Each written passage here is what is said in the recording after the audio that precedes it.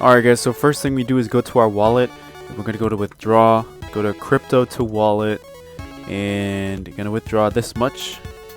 You're going to type in the deposit address. So I went to deposit Ethereum, and we're just going to copy this address here. We're going to paste it and make sure the last 4 characters match.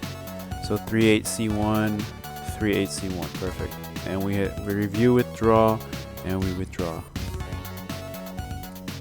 You just gotta make sure that it's 0.05. There we go.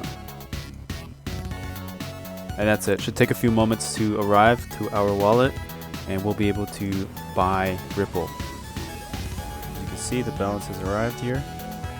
So we're gonna go to trade, classic. We're gonna search up the coin that we want to buy. Search up the pairing, ADA to Ethereum. And you're gonna place a buy order, spend all your Ethereum. You're gonna get this much Cardano, and you hit buy.